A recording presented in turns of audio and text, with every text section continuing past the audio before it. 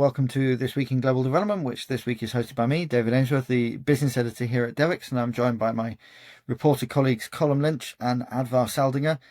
And we're going to be talking about a little bit of a bombshell that just dropped on all of us late yesterday, which is a new list of all of the awards that have been cancelled and those that have been kept USAID. Now, for quite a while, we've been kind of hunted. We've known that obviously a lot of USAID awards have been cancelled. We got some rough indications about what had happened from Marco Rubio, Secretary of State in the United States, who said that around about 1,000 awards had been kept and 5,200 had been cancelled.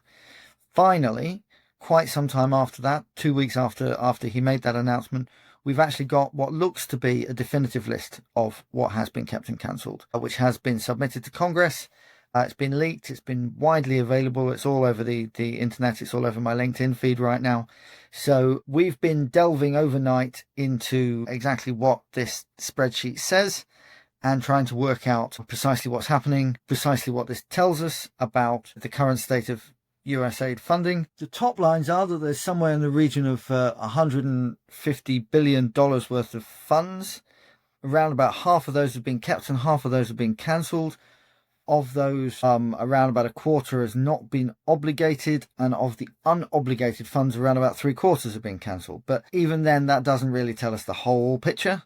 So, Adva, you're the expert in obligations and how Congress works among us. So why don't you try and break down for us what this data actually tells us? Because it's not quite what you'd think it is.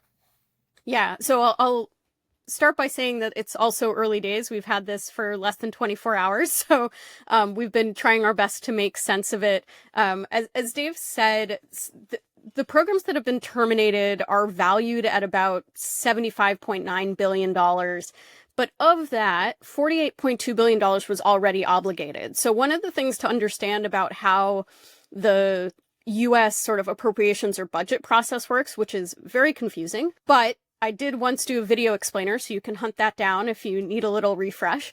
But the way it works is that Congress appropriates money. It essentially tells the administration X amount of money is the allocation for a specific thing. Then the agency will take that information and determine that it's going to obligate or assign a certain portion of that money to a specific program.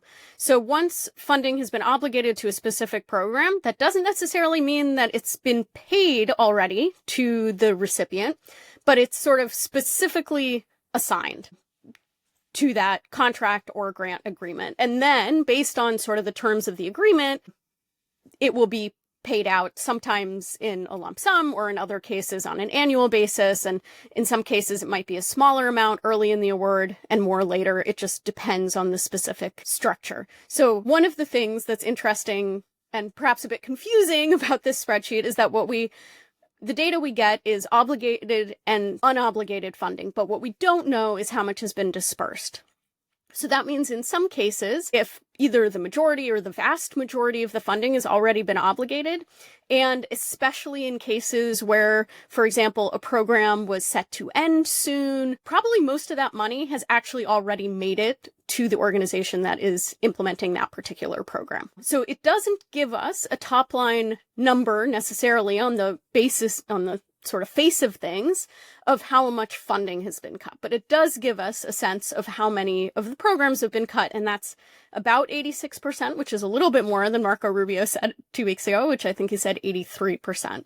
So I know that's a bit perhaps convoluted and confusing. It is a somewhat complex document, but hopefully that helps sort of understand what we know and what we don't know. Yeah, and I think the question that people are probably asking themselves here is, how much has USAID spending actually been cut?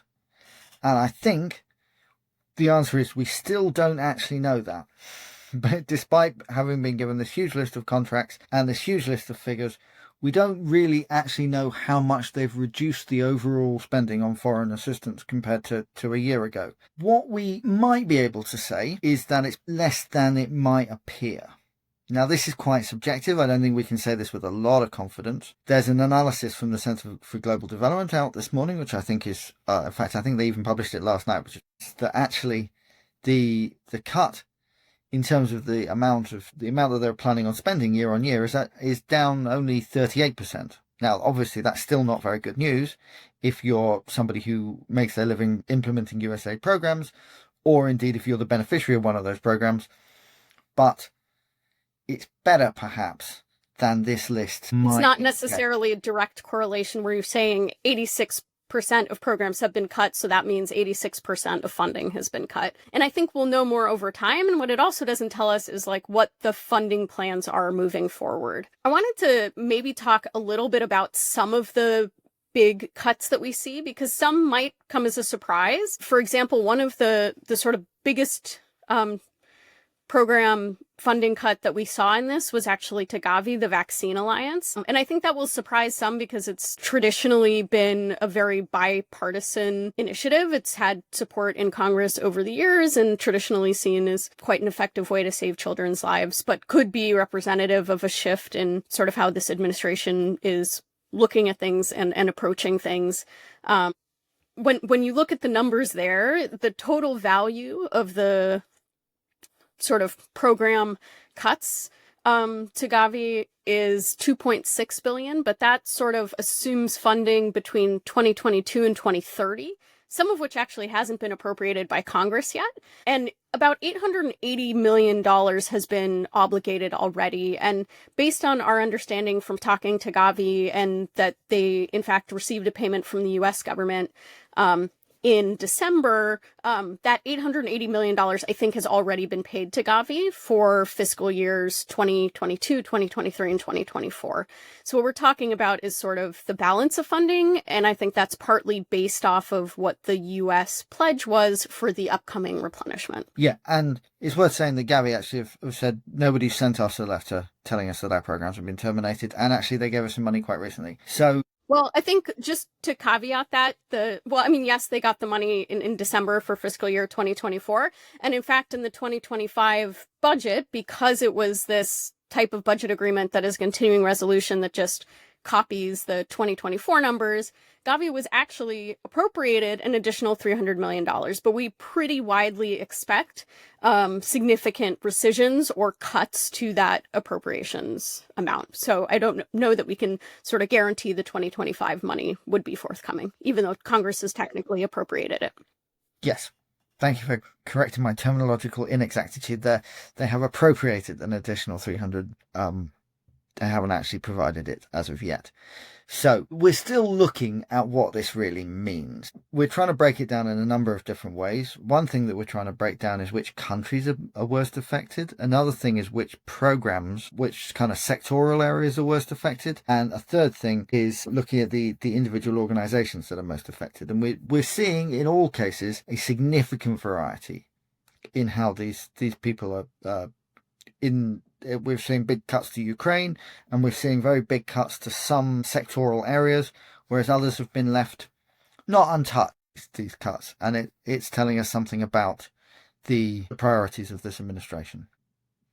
I think one thing we're seeing is that broadly, it's still early days, but it looks like kind of priorities like food, health, humanitarian affairs, those are being left kind of well alone. And the thing I would just say is that absolutely that's true. I think in general, the sort of programs that are on the kept list, including the Global Fund to fight AIDS, TB, and malaria, are in sort of that, health humanitarian bucket. I also would note that there's quite a few sort of water and wash related programs that have been kept. But if you look at the cuts, there are also a lot of global health programs that have been cut. And I think that's partly just because the U.S.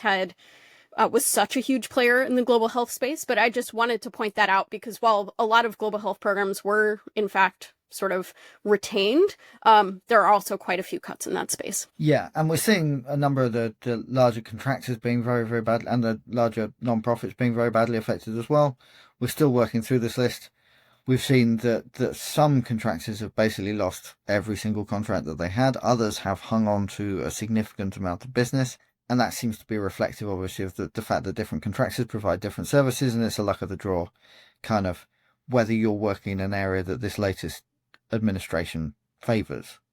And that is something that we'll be bringing you more information on. Adva, what does this tell us about what's happening going forwards? What can we glean from this list about what?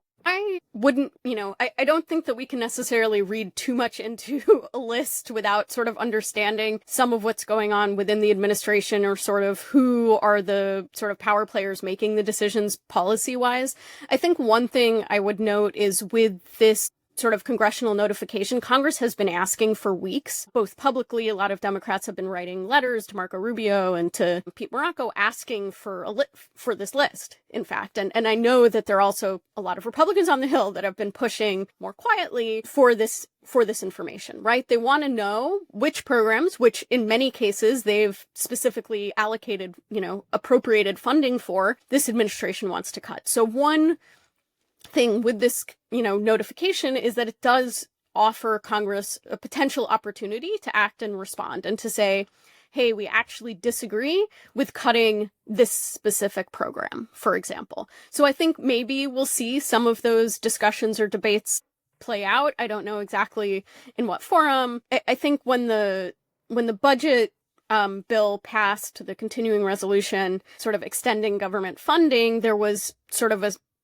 understanding that there would likely be a rescissions package to reduce especially the foreign affairs funding that was in that budget. And so that would be an opportunity for Congress to say, okay, we're going to, rescind a bunch of funding, but actually they could say we don't agree with the decision to rescind or remove funding for XYZ program.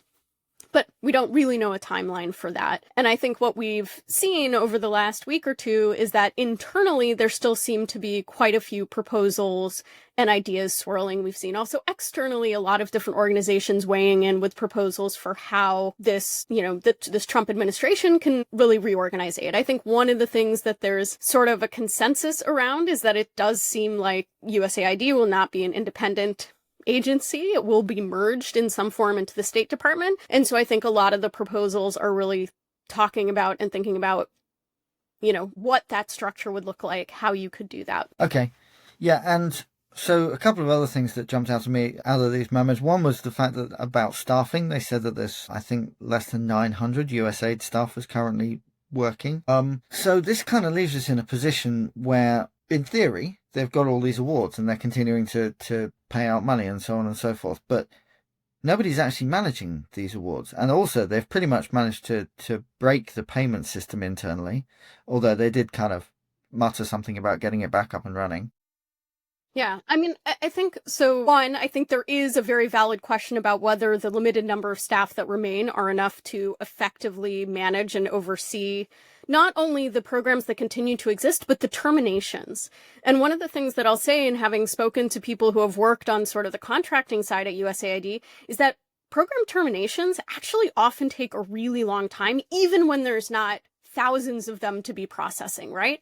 So those will take time on their own. And I know there are some people who have expressed concerns, for example, about the U.S. ability to appropriately sort of oversee or have the accountability processes in place for ongoing programs as well, with a very sort of reduced staff. So I think some of that remains to be seen on the payment system. It was down for a long time, but payments are being processed. And this is partly as a result of a legal challenge and a court order requiring the administration to get payments up and running. The latest report that the government made to the courts was on March 17th. And at the time, they said that there had been, in the previous week, 146 payments to plaintiffs in that case, 193 payments to other USAID implementers, and that they were making roughly 313 payments per day. And the court order required them to be processing at least 300 payments a day. So they are complying with that. In that filing with the court, they said that all the remaining payments, that's not for new programs or ongoing programs, but for money that was owed prior to this court case or prior to the Trump administration taking office, all of those payments will be paid by April 29th. So I think we have started to see the payments moving, but it's primarily, again, for sort of money that had been owed previously, not necessarily ongoing. The other thing that they're not doing right now is making any new awards at all. And they don't have the staff to make new awards, even if they wanted to. They don't have the strategic direction and clarity in order to work out what new awards they might want to make. And there's no obvious kind of position when they might start handing money out again on new programs. And this obviously creates a very difficult situation for anyone who's working in international aid, because you're not going to be winning any business for quite a while. And we've talked about these reorganization proposals. You talked about that already. I think we understand. We talked about that quite a lot last week's podcast. It doesn't seem like we're getting very close to a finalized reorganization proposal. There's a lot of stuff floating about and flying around. Nobody seems to know what direction that's going in. Right, we could talk about that quite a lot longer. And Colum, I wanted to turn to you. You've been sitting very patiently whilst Adva and I nattered about that. One of the major groups of organisations that kind of was cancellations and terminations was the United Nations, which is your specialist chosen subject. So basically, what can you tell us about what's happening right now at the UN, and how are they responding to this? Which organisations are worst hit? What's the mood music? What's everyone trying to do about it? Well, at the UN, the U.S. is still undertaking a longer review of UN programs. So they haven't decided. So there is this list. It has cuts. It singles out a number of UN agencies, UNDP, the Food and Agricultural Organization. There's some stuff on UNICEF. A lot of agencies get hit in it, but this is not the kind of end of the story for the UN. They are waiting for, first of all, for the review to be completed, and then for the U.S. ambassador, the nominated U.S. ambassador, Lee Stefanik, to take up her role to see how she wants to pursue this and what cuts they're going to require in addition. So far, some agencies have been hit harder than others. The International Organization for Migration, in particular, has already been forced to fire some 3,000 people in its U.S. refugee resettlement program because the U.S. doesn't want to do refugee resettlement anymore. And also, IOM's programs are largely funded like operation by operation. So they don't have a big, large, annual budget, and they get to decide how to spend it. Governments give contributions for specific projects, and if that money stops, the programs stop. And so the U.S. provides something, or has provided something like 47% of its budget funds, and and much of that has basically just stopped, and they can't carry out programs. So they're letting people go in droves. They've also recently announced that they're going to reduce the size of its UN headquarters, its Geneva headquarters, by between 20 to 30%. At the same time, you're seeing the UNHCR, the UN High Commissioner for Refugees Office, is preparing what I'm told is up to 5,000 to 6,000 cuts. They're trying to move, some of their administrative work out of Geneva, out of the kind of more expensive Western capitals closer to the field. The broader UN, meanwhile, is trying to figure out some way to communicate to the Trump administration that what they do has value. And they're scrambling agency by agency, but also the UN Secretary General has announced his own reform project called UN80, which comes, just months after he finished his big legacy sort of reform project, the UN Pact for the Future, and now he's starting up another one, and it's basically aimed at, demonstrating to the US that they can cut funds on their own, that they can be more efficient. There's three parts to it. One is things that the UN Secretary General can do to reduce costs. It's not clear that they're going to get anywhere near the kind of levels of cost cuts that the U.S. is going to want. A lot of the mandates that the UN receives, which can be quite costly, are agreed by the member states, including by the former U.S. administration. So they will try to negotiate, talk to some of the member states about efficiencies, and then they will discuss kind of broader structural reforms. One of the general things that they're trying to look at is moving a lot of the administrative stuff to the field. They haven't really been hit in the Secretariat. That's where the UN Secretary General runs his operations at headquarters. They haven't faced steep cost. A lot of the other agencies haven't seen huge work cuts like UNICEF, but my understanding is they are preparing for broader cuts in April or May. You also have organizations like the UN Population Fund, which I think always anticipated that their U.S. funding would be cut, and they had been prepared for that. What they weren't prepared for was the U.S. preventing them from, spending funds on programs that had already been proved, that money had already been sort of authorized and obligated. So they're in a bit of a panic. And there's a new development, which is kind of making everybody a little bit apoplectic, including diplomats and UN officials, and that is that Palestine, backed by the Arab group, which is the 22 Arab countries at the UN, are pushing ahead with a bid to a campaign for president of the UN General Assembly, the largest member state body of the UN. Now, the Palestinians have been granted increasing rights over the years, particularly last year. They're able to participate in General Assembly proceedings, to come up with proposals, amendments. They're not allowed to vote, but they do have, greater rights there.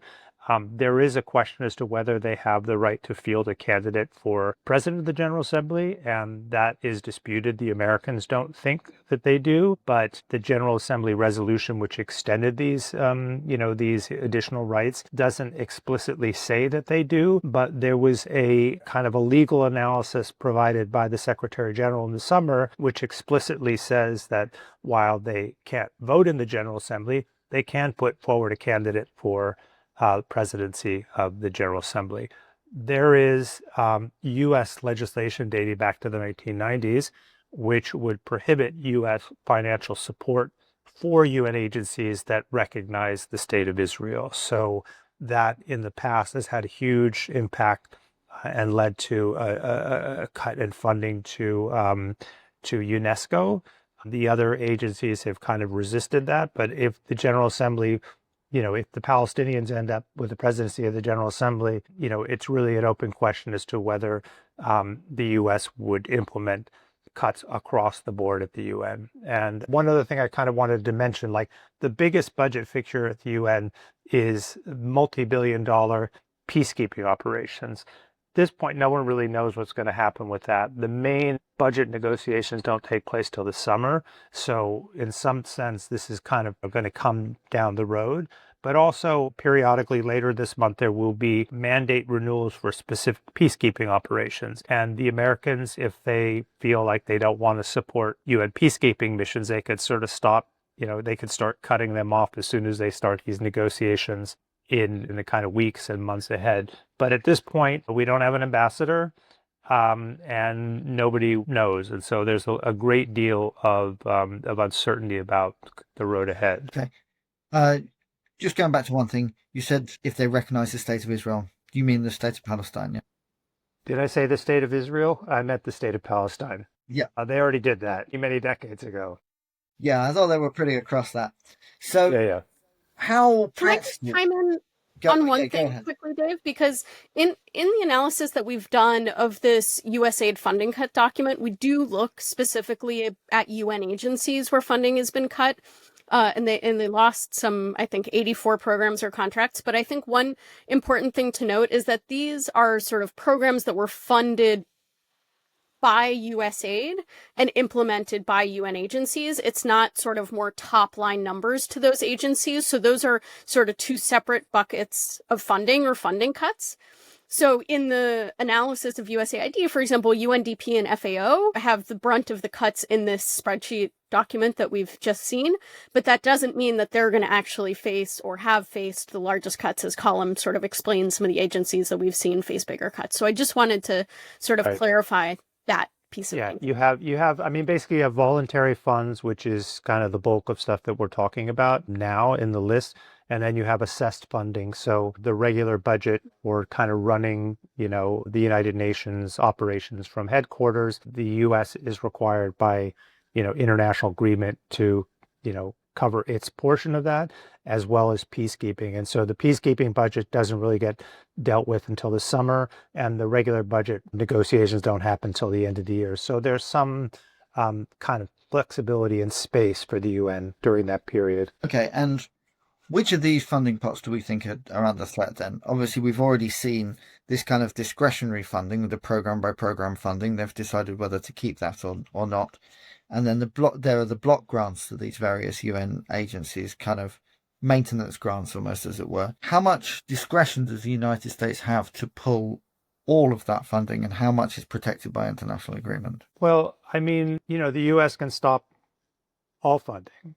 I mean, the U.S. is required by international agreement to pay, up to between 25 to 30% of the UN peacekeeping budget, but there is U.S. legislation that says we're only going to pay up to 25%. So the fact that that has created a gap in, what the U.S. is legally required to do and what it does, that has led to more than $1 billion in arrears at the UN. So the U.S. they can do whatever they want. They can stop, they can not write checks, they can withdraw from organizations, they can violate their international agreements. I mean, that's kind of in a way the state of play throughout the international system right now, which is you have a series of rules, laws, obligations, and the Americans have the power to basically do what they want to do. So I think that, if something like How Palestine becomes president of the General Assembly, you could see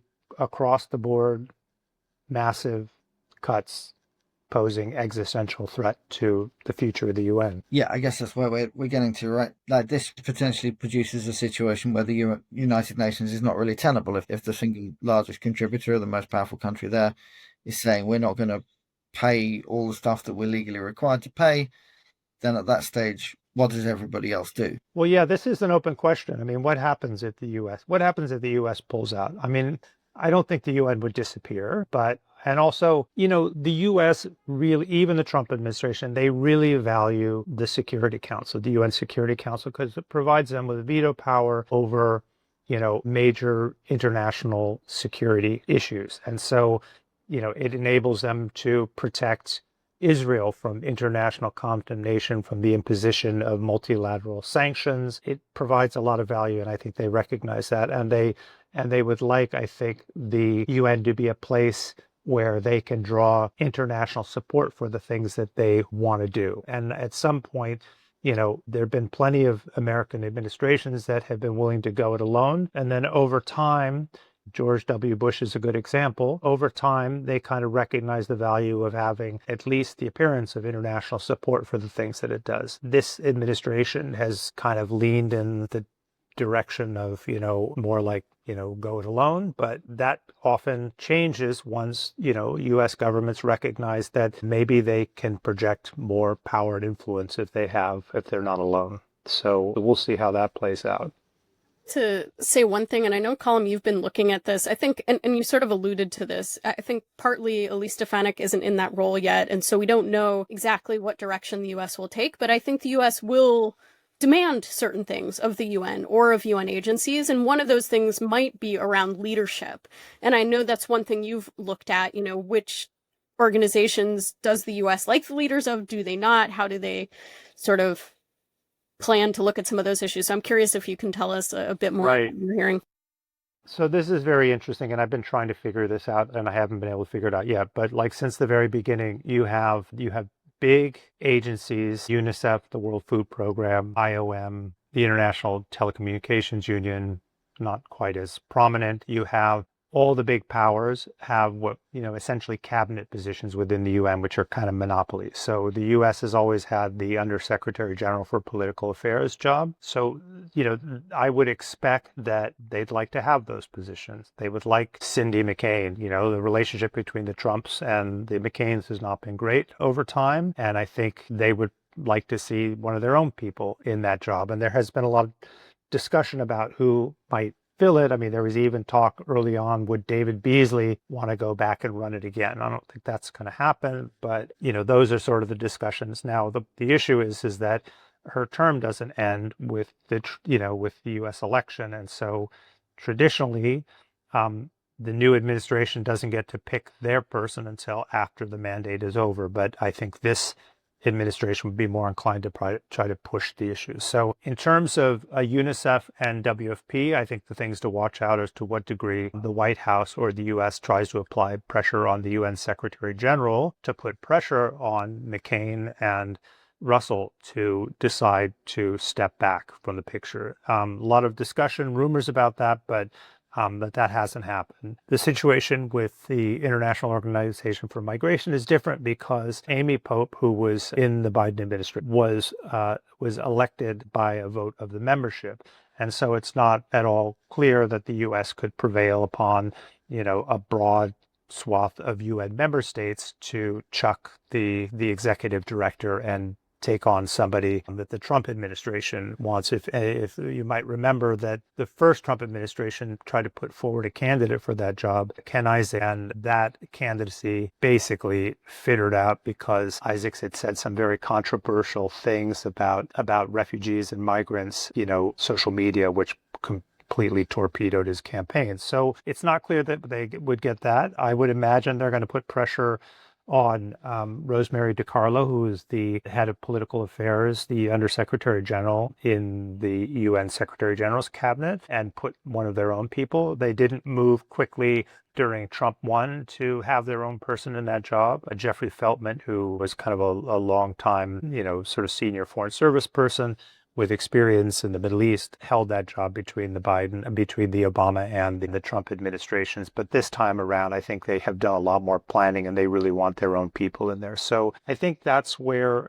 I think that's going to come into play. And the leverage, they will probably have more leverage on those issues than they would have had at the beginning of this term in January, because everybody's scared to death that they're going to lose all their money. So they may have to suck it up and accept the American demands in order to keep the checks coming. That's a very interesting, and it creates a very interesting situation with the various other member states as well, the Europeans, the Chinese, who obviously also are substantial contributors. And if the Americans start throwing their weight around, do we get Europeans starting throwing their weight around in the other direction? So, yeah, I had a conversation a few days ago with an ambassador at the UN who was just talking about how in discussions on issues and negotiations that China is appearing more like the adult in the room than the US. So in almost every negotiation, the Americans have been really focused on the culture war issues, abortion, gender, DEI, and all of this. And it's alienating a lot of the membership.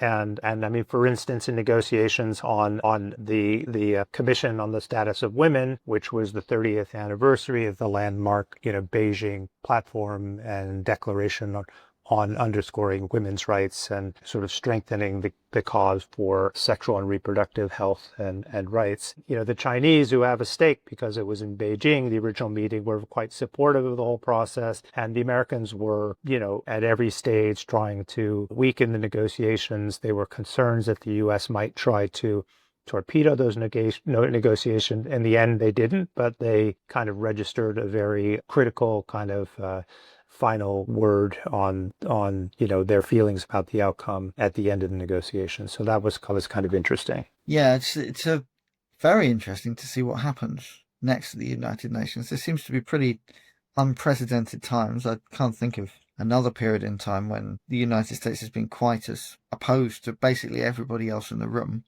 The kind of real them and us kind of situation. Well, they always have on Israel, they always have, but now it's sort of extending to everything. And it's also, issues where they had generally championed for years. So I'm really curious to see, the UN Security Council has sanctions panels which go around the world investigating violations of sanctions, and they do really quite remarkable work on basic accountability to ensure that sanctions are being complied with. And this is an administration, I don't think it's really part of the theme of their kind of foreign policy initiatives. I mean, I would not be shocked if the Americans start to to oppose them, or to at least not really make efforts to ensure that those are those mandates are fully carried out. Okay. I think this has been a fascinating discussion. And I feel like I personally have learned quite a lot about the United Nations. I think we're going to have to wrap it up there just because we're running out of time. I'm sure that there's a lot more to be said about all of these issues. So it just remains really for me to say thank you to both of you for joining us, and thank you to all of our guests, all of our listeners for coming along and listening to us talk about this. This has been This Week in Global Development. we'll be continuing to cover all of these issues in many, many different formats. We've got a number of special events coming up on this. I think we'll be holding pro-funding briefings on the state of USAID funding. I think we'll be producing a number of further analyses over the coming days. We'll be breaking down the data in all sorts of different ways. And I know that we'll be continuing to produce more scoops about what is really to be very much at a crossroads at the moment. So with that, thank you very much to everybody, and we'll call it a show there.